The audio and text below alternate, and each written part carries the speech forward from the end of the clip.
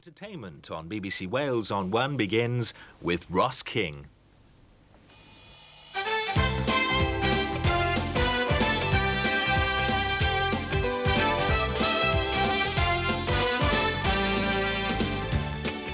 Hello, I'm Ross King, and this is The Morning on BBC One.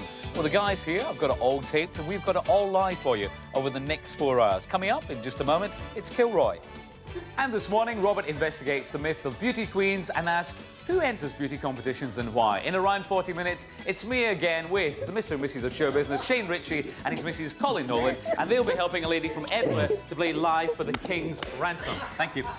Anyway, at 12:15, it's the granddaddy of the Stratocaster, Hank Marvin. He comes out of the shadows and joins Alan Titchmarsh, along with Chris Akabusi and Norman Wisdom, for Britain's liveliest lunch at on Pebble Mill.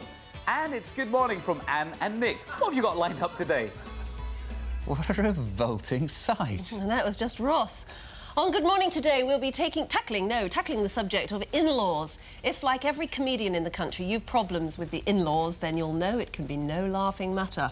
Agony Aunt Claire Rayner is here to take your calls, be it father, mother, sister or brother-in-law that's causing trouble. Call us on 021 609 9000. Yep, that's the number to ring if you want to call us about anything in today's programme, which also includes the first ever TV appearance by 4-week-old Sam, Britain's first baby to be born in the company of dolphins. And if food is ruling your life or you're really unhappy with your body, then our new series on how women see themselves will make compelling viewing. And our star guest is Stephanie Cole from the series Waiting for God. So join her and us on Good Morning at 10:30. Thank you very much indeed, pals. I'll have the answer to yesterday's quiz call with another £100 on offer. That's all later. It's all happening right here on The Morning on BBC One. But now we join Robert Kilroy Silk. This morning he is live at the Beauty Ball. Ladies and gentlemen, please welcome to Kilroy today's lucky winners. Miss Baby Doll, Miss Full Swing Lemonade, Miss Flint, Miss Birkenhead, Miss Lion's Maid, Miss Northern Nightclub, Miss Tetley Walker, Miss Wire, Miss Queen of the Coast, Miss Personality, Miss Fatal Attraction, Miss Toad Hall, Miss In Shape, Miss Wirral, Miss Club Prestige, Miss Swift Shore, Miss Beautiful Egg.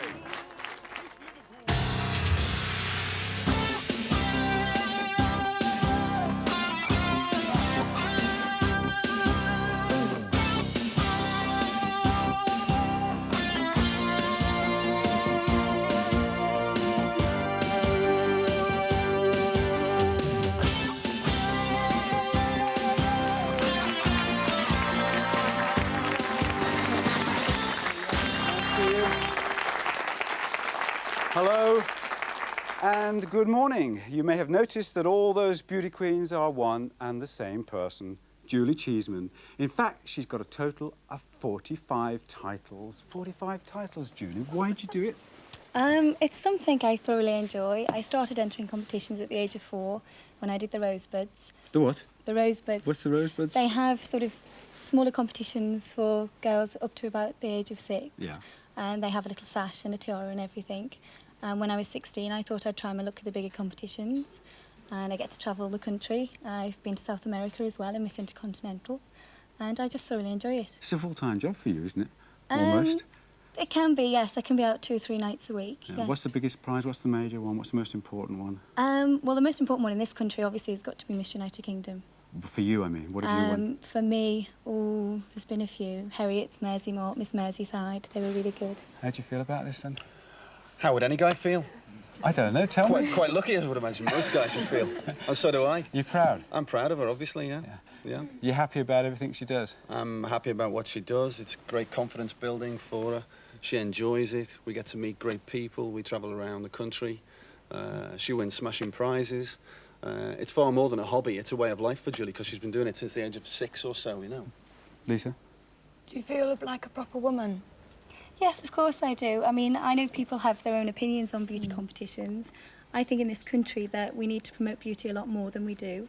And I think that Miss United Kingdom and a lot of the other competitions should be televised again. I think it's a shame that they're not. What do you mean? Do you just feel a proper woman? Don't you just feel like an object, like No. men looking at you? No, not at all. I've always been on the stage. I've been a dancer for many years as well, and I've competed in hundreds of competitions, and if I felt that way, I wouldn't take part. It's show business, isn't it? It's a form of show business. Yeah. A sportsman is looked at by hundreds of thousands of people. Actors are, famous sculptors are, artists are, anybody who's a performer.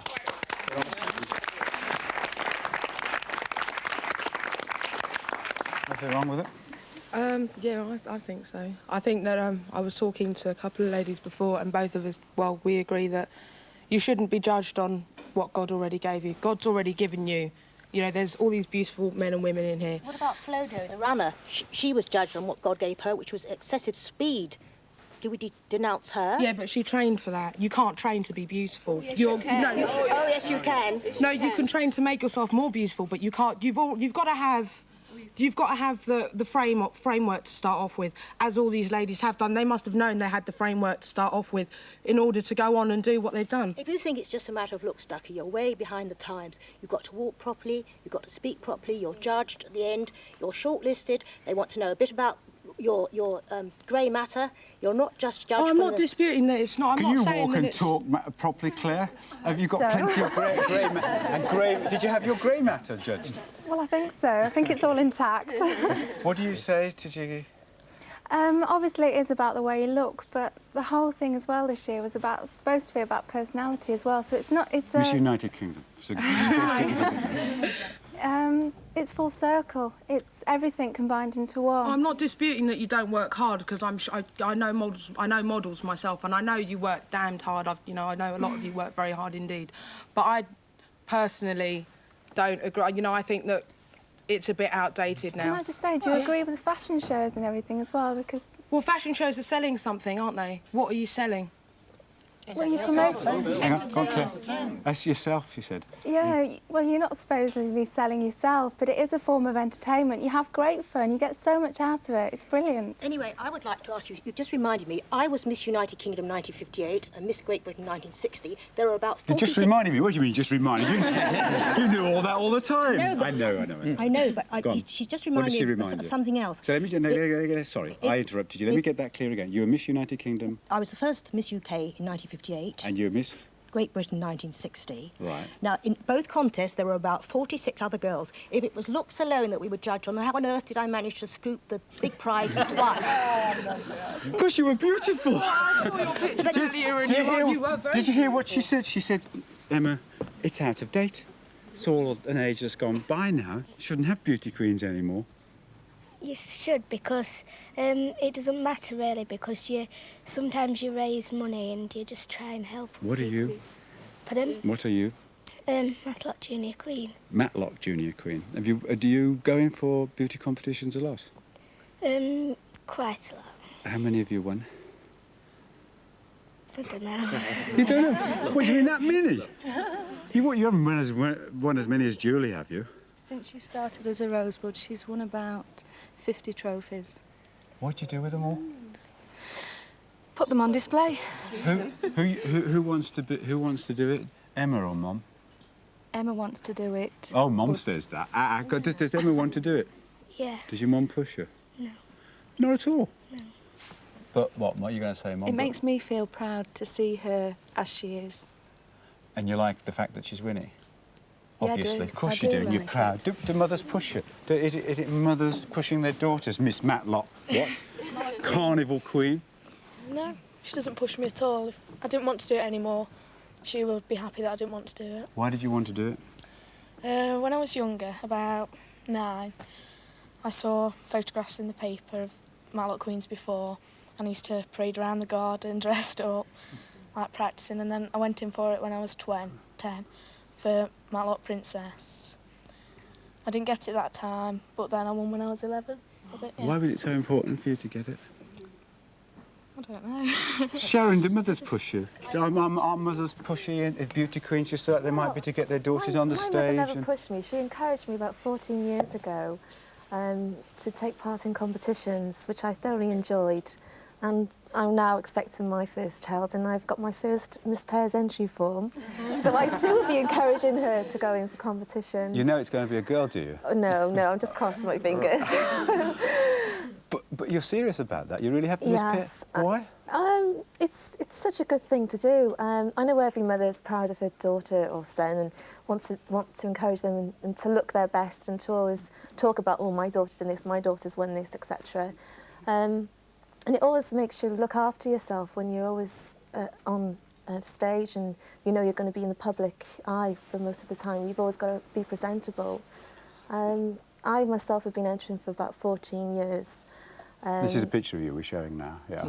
When you that was when hadn't got the front. That was without the front, and that was actually taken 5 years ago when I won the Miss Wales for 1 minute, which was then stripped from me. To this day, I don't know the reason why. I would like to ask Mr. Morley, why was I stripped from the title? I really don't remember the competition or why you were stripped. But well, I'm sure you can. I'm sure that you probably lost the title for some technical reason. £10,000 worth of prizes, a trip to the Miss Universe pageant, which has always been my lifetime ambition to do. You told me on the day various reasons as to why there was a mix-up in the competition. It wasn't televised, unfortunately. I wish the whole world saw what actually went on. The whole humiliation of the competition, being there, being crowned, then suddenly told 2 minutes after, you're not Miss Wales, get off the stage, we want to call the next winner. That was so humiliating. No, she's talking to her. Are you saying that... And I would like to know, I've never known to this day. You were there, you were the gentleman who made the announcement there was an error. No. I would like to know to this day listen, what happened, because I've never had a story. Now it's coming back to me. Yes, not too late eventually. I am so pleased. I remember the incident well. The scrutineer, not me, handed up a list, and unfortunately they handed up a list with the wrong result. With my name on it? Why was my name on that list? Just a second, I just told you, he called it up with the wrong result. He came forward just as I'd announced you as the winner with the right result. Now the dilemma was the girl that had really won, that was not, you were not Miss Wales because you had not won the contest. It was a wrong announcement, which we were bitterly disappointed about. And how do you think I felt? But surely a man handing a piece of paper, surely a man who's done it for so long would check the scores before they're announced. How did you feel, Eric? I am sure you said, just imagine how I felt. How did you feel? You couldn't have felt like I did, or my parents. I think she felt terrible. I mean, I couldn't... Now, how did you feel? You said, imagine how you felt. I felt just as bad as she did. I felt terrible. Well, you couldn't have felt as bad as she. She's obviously got this If somebody hands you a script and you read the script and the script's been wrongly composed, afterwards you may suddenly find somebody comes forward and says, look, give me the wrong script. You've got to put it right. We had to put it right. The right. You're probably in the Guinness Book of Records anyway. I've tried. I am, however, in a book called The Greatest Blunders of the World, because it happened to me twice. Oh, we don't want to hear about the second time. Why did you do it? Why did you do it?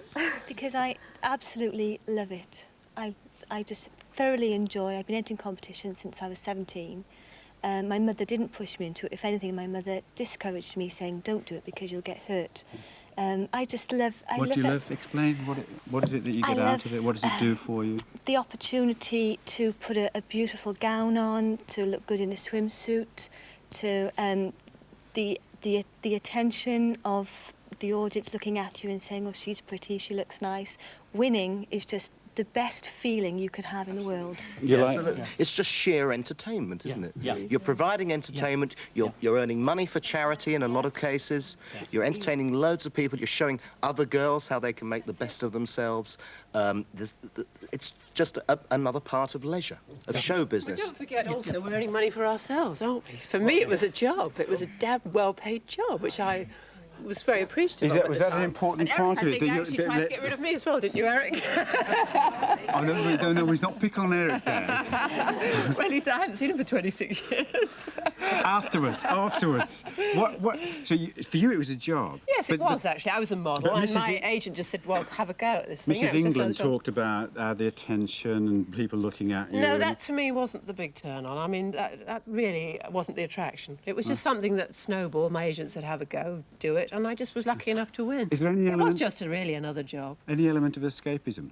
Not for me, I don't think. I think for people watching love this. I think people do miss seeing this. I think people would love to see it still again on television. Robert, I wanted to take up a point which was made here a moment ago about it being entertainment. As the organiser of the Miss Great Britain competition for many years... This is at Blackpool? When it was at Morecambe, in fact. Morecambe were the holders of that title. I was deeply involved in this, and what I want to stress is that it was an entertainment. I think if you look in the history of beauty competitions, you'll find that most of them originated in seaside holiday resorts, because in those days, that was the only place you were likely to see a young lady, an attractive young lady, in a swimsuit. You had to go to one of the British beaches. It was only later that it became the sort of television business that Eric Morley made it. But another point I'd like to take up on what Mrs. England said, one of the things that I learned as the organiser of that national competition was that all the girls had a great time off stage. They had a real sense of camaraderie. They backed each other up. There was none of the bitchiness that the media would have you believe. That's true. And they all were the first to congratulate the winner. Bitchiness comes from... Wait, hang on, come on. In a smaller town, I was Miss Hyde when I was 16, which is, what, 8 years ago? And you find there's a lot of bitchiness along there. It's just the seaside resorts. I live on the coast. I'm on the English side of the Channel Tunnel. No, I wouldn't like to say how many competitions I've done over the 8 years I've been doing them, and there has never been any nastiness or bitchiness or anything. In fact, Sharron and I are best friends. Yeah. There is the stage before you actually, like today, for instance, before we came on the show, where you walk into the ladies' loo and you can't actually get to see the mirror because there's people crowded around. It just brought all the memories back. This is why I didn't bother doing anything else. All the ladies that were around the mirror, they were just ladies that were here. They weren't beauty queens. When I went in, they were, and I must admit, they all look very beautiful, and they look beautiful before they put all the makeup on. Well, us women going on television, we've got to make the effort, you know, especially as you get to Robert, just as an example of how great the girls were to each other, I can remember incidents when girls in the dressing rooms, and incidentally, I must stress my lady chaperone tells me this, I didn't know this, what goes on in the dressing room. Yeah, your twinkle in your eye says different. No, I was told that a girl would lend another competitor an earring, a necklace, a pair of shoes, because she'd say, look, you've got the wrong shoes on, dear. You'd look better in these. And I think that was great. Is that right? Would you do that? You're not a real competitor if you're going to do that, though, are you, Claire? Yeah, it was the final If you this lent her the earring and you thought she might win because she'll look better... Well, if they were going to win anyway, it wouldn't make any difference if you just lent them an earring. If they were going to win, I don't think the clothes and the accessories are going to make that much difference. What really goes on? Don't you psych people out? And I mean, oh, don't be awful, no. Of course. Well, I remember when I boxed and did that, or even if you're going for interviews and that, you'd spend a lot of the time beforehand, you'd be trying to psych... But we did a fashion show this year. It was staged as a fashion show, and some of the girls had never done catwalk, and everyone helped each other. Genuinely? Genuinely. Because you knew you were going to win anyway? Or no. Is part of this, you say doing catwalk, is part of the aim... I mean, Leslie talks about she was making money. Mrs. England talks about, she'll be known forever as Mrs. England now, talked about the kind of confidence she got and the attention and how it made her feel good. Do a lot of girls entering the competitions actually want to see this as a stepping stone to becoming models? Oh, yes. Yeah. Go on, Sharron. Work as well. Television work, that's why I've actually done competitions, is to get into competitions. Hang on, Leslie, how can I get you? Go on. It's the reason I entered beauty contests. I mean, it's a long time ago. I mean, I'm a 54-year-old grandmother. But I lived out in the heart of the country, and it was really... there wasn't much going on, so by entering a beauty contest, it gave me a lot of confidence. I went on to win 13. My last one was as Miss Gloucester 1961. I also had to make speeches... I think that deserves a round of applause, Miss Gloucester 1961. I then went on to become Mayoress of Gloucester, would you believe? That has nothing to do with looking good. Well, at least it did in one aspect, because I always knew how to present myself, how to dress. It's never left me, and now I'm into politics. Can people, do the girls become models, Katrina? See, that's the problem. There's quite a big divide between the requirements of a sort of high-fashion catwalk model, photographic model these days, and a beauty queen. And I think everybody acknowledges that. I mean, the designers, the catwalks, all that, the sort of supermodel, that's another side to the whole fashion industry.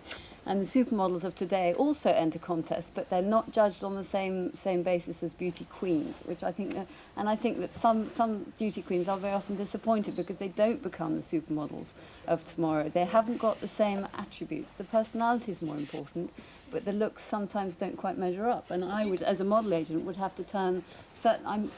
Even the winner of Miss UK might not have the right attributes or requirements to. Are you surprised by that? Claire, you're not? No, and I think, Claire knows that there's personality goes with it. She's also going to be an ambassadress for this country. A supermodel is detached from her background. She's not actually. But a supermodel is, there are very few who become supermodel, but you can become a model or modelling. I mean, what about Julie? Do you want to be a model? I have done a lot of modelling, and I've done it professionally as well for many years. It's something I enjoy. I specialise in figure work, hand modelling, leg work. So, but as the catwalk side of it, I can do a lot of catwalk work, but not as a supermodel. What's all this hand like this for, Katrina? No, I'm going to be quite mean, but I mean, if you walked in, I don't know how tall you are or anything else like this, but if you walked into Lorraine Ashton IMG in London, you would probably find that you would get turned away either because of your height, your age, your skin. I mean, it's very ruthless in top model agents internationally. You're not. It's regional again. I'm sure you work. I don't know where you tend to work mostly, but in Manchester and Birmingham, places like that, the catalogue queens, all that's very different from the high fashion London scenes that we've just seen. So you need more of the straight, very much more slim, almost figureless. But also you're talking about what you see in the fashion pages of Vogue and Elle, etc. It's not what you see selling catalogue. The girls that are in the Vogue magazines selling clothes and modelling clothes, they look very good with those clothes on, but they wouldn't look good in swimwear very often. I would dispute that, actually. No, that's good.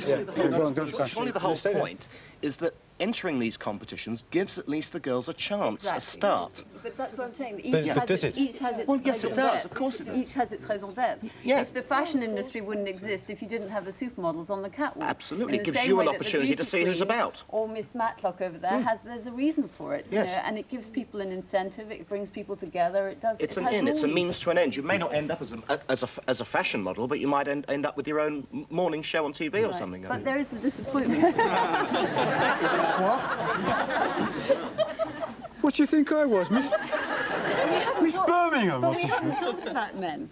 We're not talking about men. We're not talking about another day. There are beauty queens that are men, aren't there? There are beauty contests. I was actually in a beauty competition, and that is how I became a model. I was asked by a modelling agency in Manchester, and that's how I started out. But it's not something I would like to do full-time or to become a supermodel as such, because A, I'm not tall enough, and B, I'm probably a little bit too old now.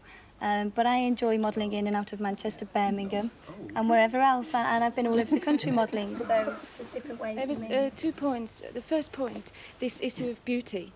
What is beauty? You know, many people in just this short time have mentioned beauty, like you felt beauty was one thing, you felt it was another, and you felt you were presentable. You know, my view of what's presentable may be different to yours. Let's stop. Eric, you know what beauty... No, Eric knows. Eric's Miss World.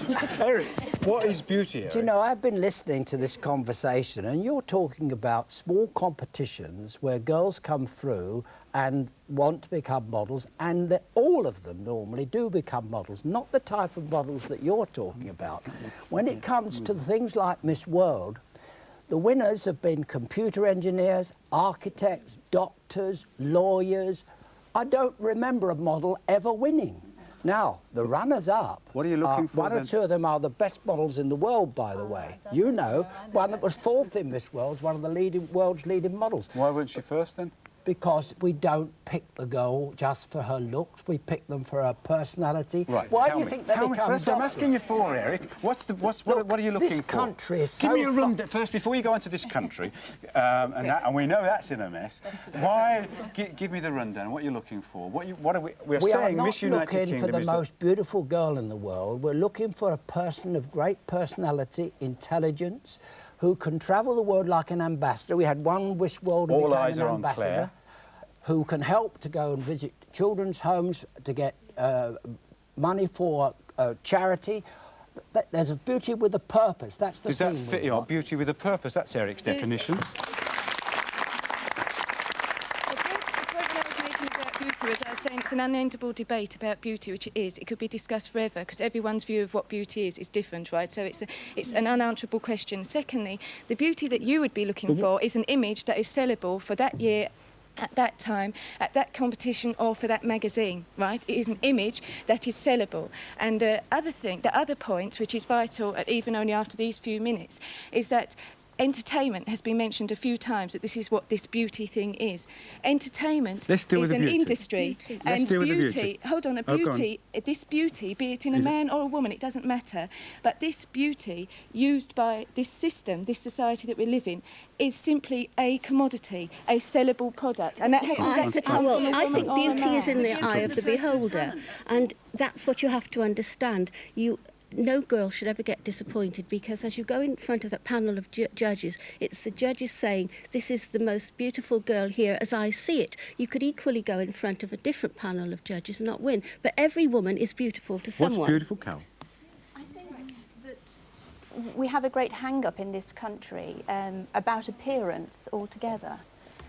Not just about beauty pageants, beauty queens or whatever, but women in general in this country, I know, feel very, very guilty if they spend money on themselves. If they buy a new dress, they hide it in the back of the wardrobe and then get it out and say to the husband, oh, I've had this month. 6 months? Yes, I've had this ages. Oh, do they all do that? I thought it was just my wife that did that. They knock off, you know, oh, it was only $49.99, you know, when really it was £65. And we seem to have a real hang-up in this country about appearance, and I think what ties in with this is that we don't actually like the fact that we can enjoy somebody being beautiful and enjoy watching somebody being beautiful. But you're talking about guilt about it, or how you keep up an appearance, or what you want to be, or enjoying it. But what is it? What is this thing? It's also a way of... Sylvie? Of communicating. In this country, we're a particularly cold race by and large, and find it very difficult to communicate with our partners or with other people, be it men or women. And if you make yourself as attractive as possible... What's attractive? We're all begging the question, aren't we? Carol was talking about this. As far as I'm concerned, beauty comes from within and is in the eye of the beholder. Is this... But is her beauty coming from within? Yes, it's drawn forth up to the world in her face. I mean, it's very beautiful. If you know you look good, then you project very well, you act in a very positive way. That therefore then... Do you know you look good? I hope so, yes. So you think you Yes, look I good? didn't always. And then I wasn't confident. I'm not saying you don't, but you think you look good. I look as good as I can do. And that's giving you confidence. Because everybody has their own potential. And when you know that you are looking as good as you can look as an individual, you therefore project very well, you project with confidence. Right. People react back to you in a that's not beauty, very Carol, positive way. That's you that's your charisma as a person, that's your, yes, you know, the way you behave. But you could be very unconventionally looking, and yet still, you needn't look like Claire. Claire. I think, for instance, somebody like Annie Lennox, I think, is very, very beautiful. What did you say? Go on, you were talking to... I think if you're ugly and people turn around and look at you again, you can be considered striking. But now, I want to ask all the ladies in the audience, do they think Robert is beautiful? Oh, come on, no. Eric, no, you don't. I do. Well, you do, you're not going to. Eric. No, I don't want to know. I want to know, are we talking about women's beauty today? We'll do it another day. We'll get you and Katrina back. Eric, is it a male concept of beauty that we've got here? And is it two things? Is Claire, is Miss United Kingdom? So she, rightly or wrongly, and I'm sorry to pick on you, but that's why you're Miss United Kingdom. She epitomises it all. So she epitomises our male view of beauty. Is it the conventional view of beauty? Has it changed now? Well, the majority of the panel of judges that chose her were women, so that goes out of the window, doesn't it? Oh, but were they choosing what they think men would like? No, they don't. They choose what they think they would like. And when she walked down the platform, as anybody else that was there or watching were doing, everybody in the crowd gave the applause that we knew, including the mothers of the other contestants, because they knew that she was the best. She came out radiating personality. She wasn't necessarily the most beautiful one there, I can tell you. But you know, Robert, that is true. You didn't have to say that. I said she wasn't necessarily. Don't twist my words, I didn't twist your words. Let me just say something to you. Not Everybody necessarily keeps sounds on all right. about You understood people- what he meant, didn't you? We all understood. Everybody keeps on about people using their beauty,